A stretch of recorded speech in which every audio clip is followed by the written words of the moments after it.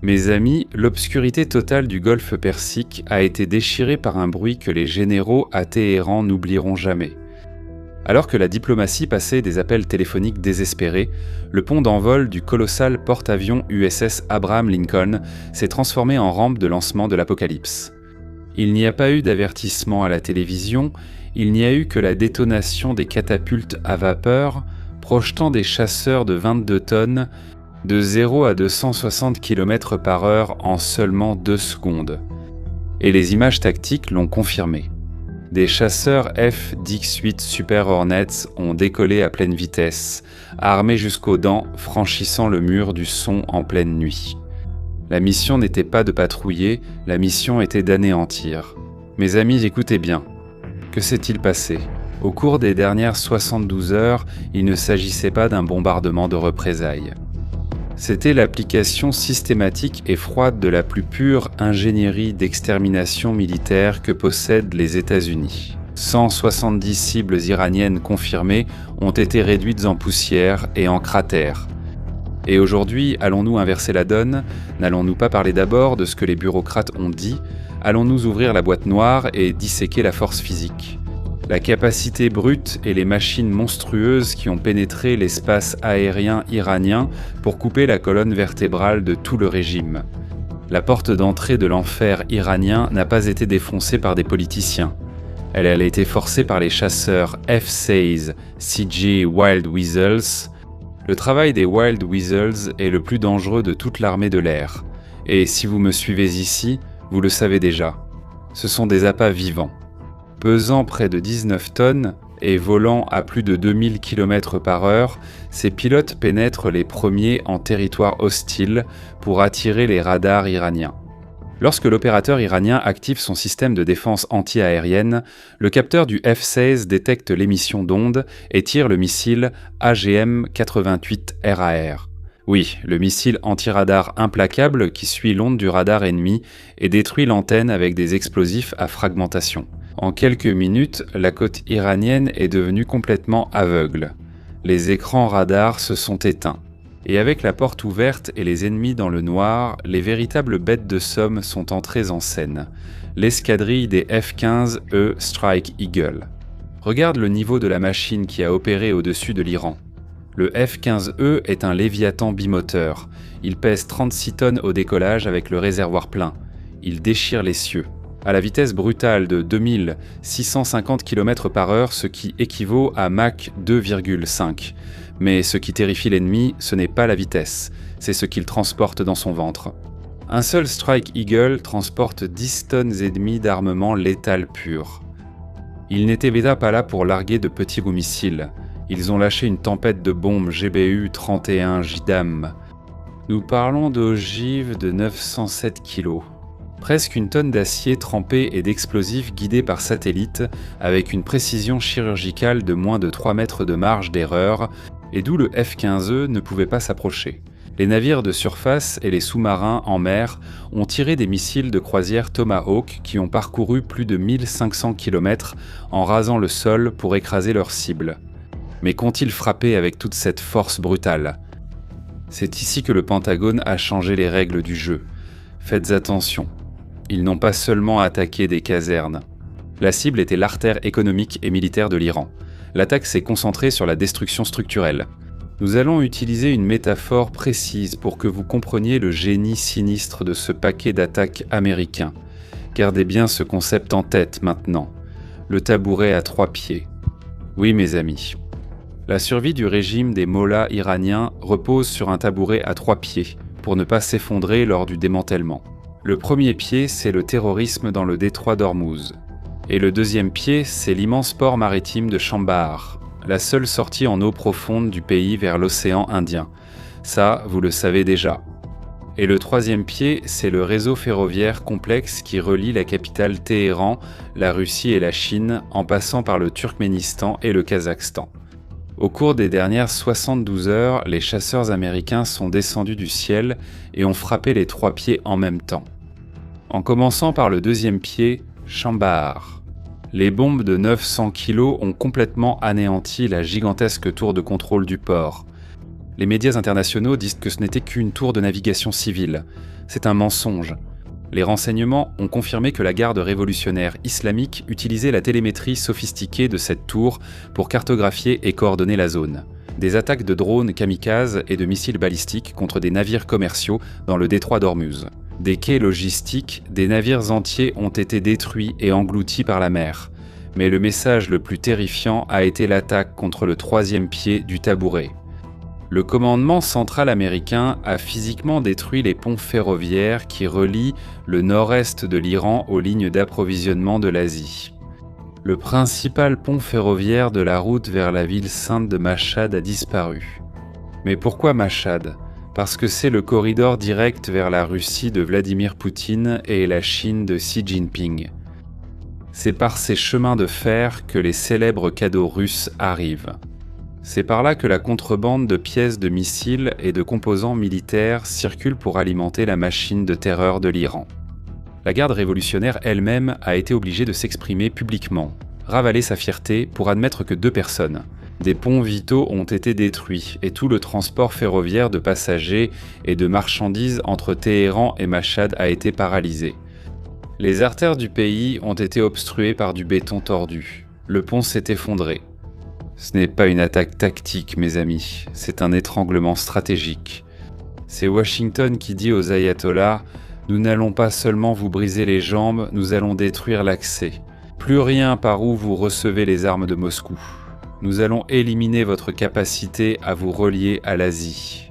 Vous êtes isolés. » Et quelle a été la réaction du régime iranien face à son infrastructure partant en fumée ? Le plus pur théâtre de victimisation et une rhétorique désespérée. Car au final, il ne leur reste que la propagande.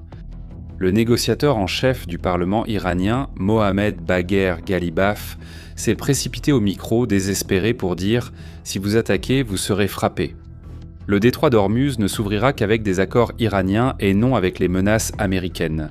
Le ministre des Affaires étrangères a imploré l'aide internationale.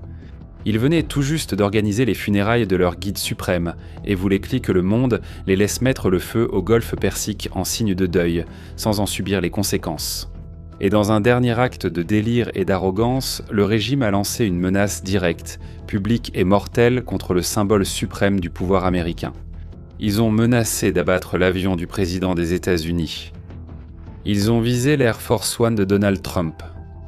Lorsque le régime radical menace d'abattre l'avion avec le commandant en chef à bord, les protocoles de sécurité aérienne changent. Le Qatar avait offert au gouvernement américain un luxueux jet de dernière génération. Ça, vous le savez déjà, le Secret Service et les généraux du Pentagone sont intervenus avec une poigne de fer. Non, monsieur le président. Le président ne va pas voler dans une machine sans historique de combat juste pour le luxe. La décision a été immédiate. Ils ont mis Donald Trump à bord du Boeing VC-25A historique, massif et emblématique. Pour Trump, c'est une vieille boîte de conserve. Mais c'est cette vieille boîte de conserve qui le protège, cet avion bleu layette reconnaissable entre tous. Mais ne vous laissez pas tromper par la peinture classique et l'année de fabrication. Cette vieille machine est une forteresse volante qui a traversé toutes les épreuves et tribulations inimaginables.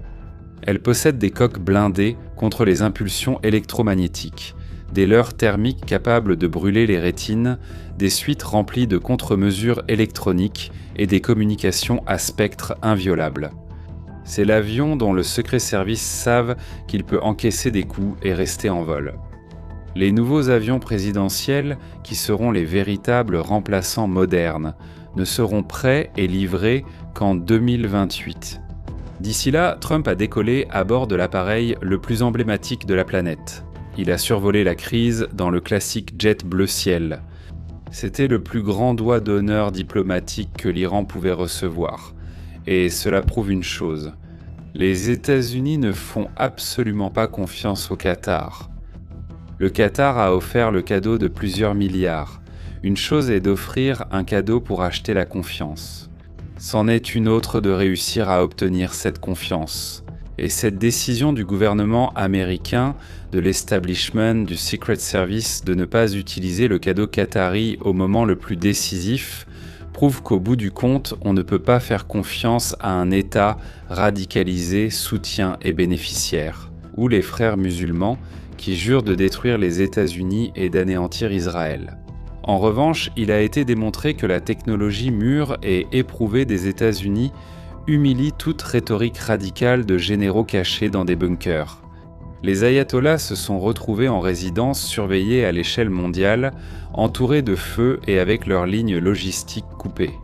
Et cela est grave, mais l'escalade mondiale ne se limite pas aux sables du Moyen-Orient.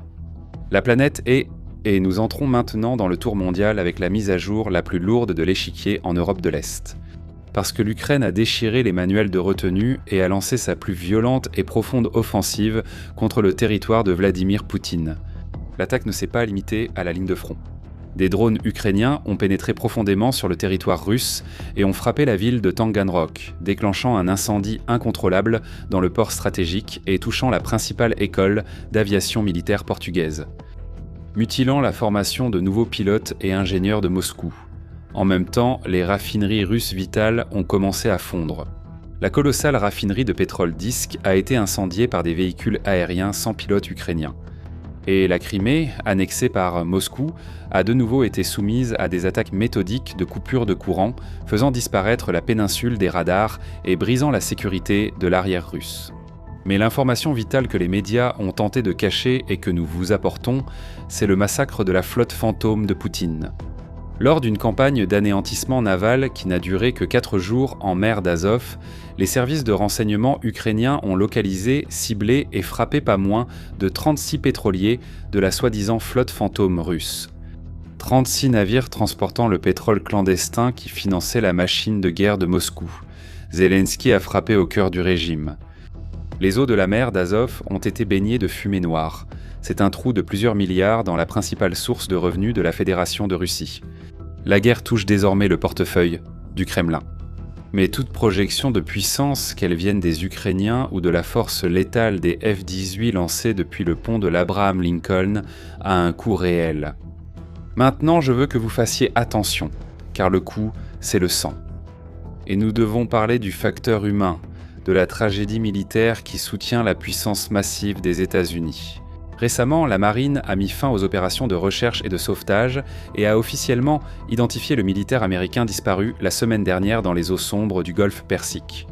Les États-Unis ont perdu le commandant Gabriel Edwards, officier commandant du redoutable escadron de combat d'hélicoptères, numéro 5, le HSC-5.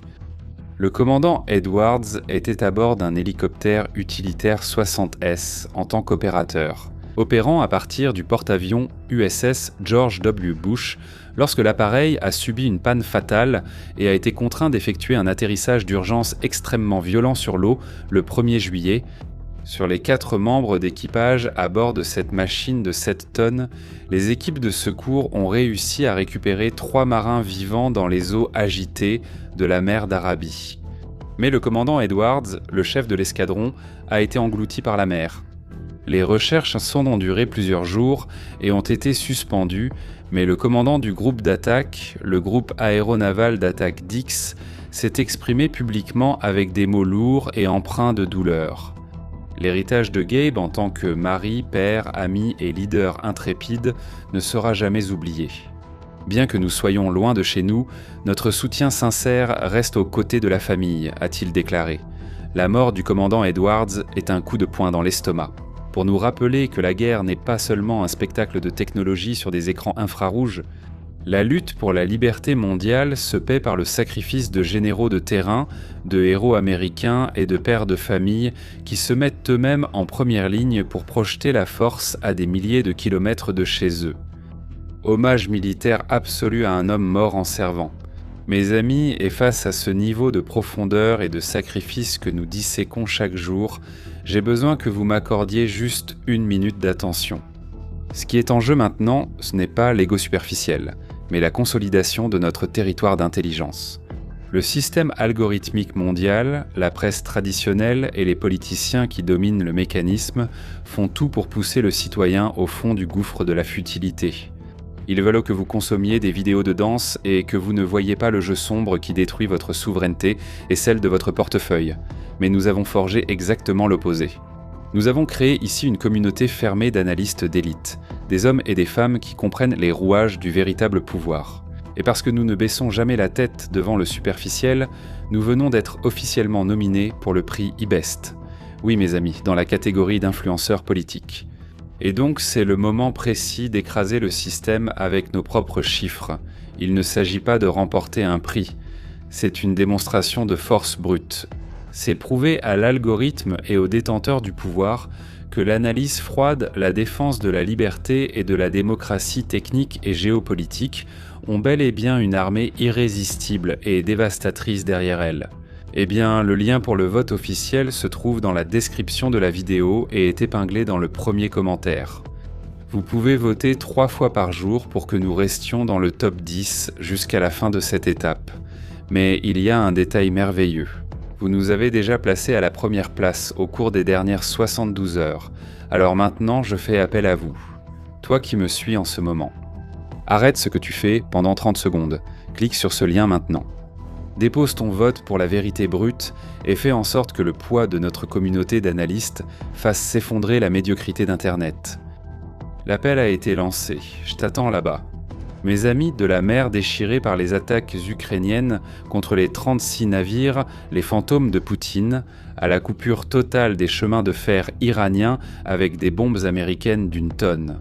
Ce que le gouvernement Trump et le Pentagone ont fait, c'est arracher la capacité respiratoire d'un régime qui ne survit que grâce au terrorisme logistique et au chaos.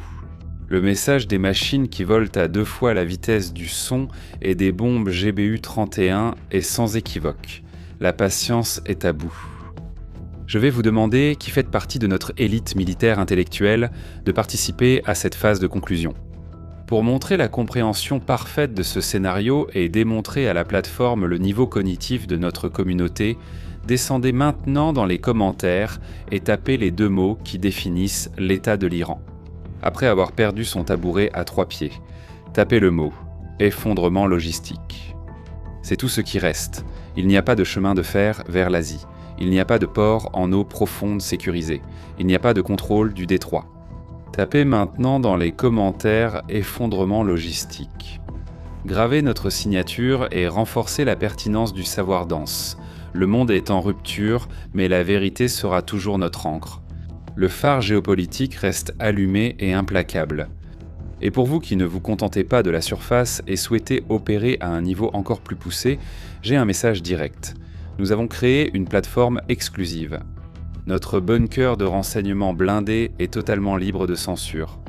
Aujourd'hui, nous sommes plus de 3000 analystes d'élite à y financer la vérité, en nous penchant sur des cartes, des documents et des stratégies concernant ce qui se passe réellement dans le monde avant que cela n'apparaisse dans les actualités.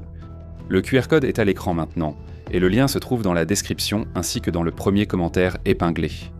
Débloquez votre accès dès maintenant et rejoignez la tranchée des forts. Et avant que je parte, un message pratique. Arrête de perdre 40 minutes à faire défiler les catalogues de streaming le week-end pour finir par lancer une dope jetable. Arrête de perdre ton temps de repos à regarder des conneries woke pleines de jérémiades. Et pour ça, pour résoudre ton problème de perte de temps, nous avons créé une chaîne sur les séries et les films avec de super recommandations. Il suffit de cliquer, choisir le titre et profiter avec ta famille. Donc, le lien est dans la description, dans le commentaire épinglé et dans la fiche qui va apparaître à l'écran. Mes amis, le meilleur moment de notre discussion est arrivé. Abonne-toi à la chaîne, active la cloche des notifications, laisse un like sur la vidéo parce que ça demande du travail de faire tout ça avec autant d'énergie. Et je sais que vous le méritez. Maintenant, blende ton esprit. Je suis Shimon Oliveira et je t'attends dans la prochaine vidéo. À bientôt.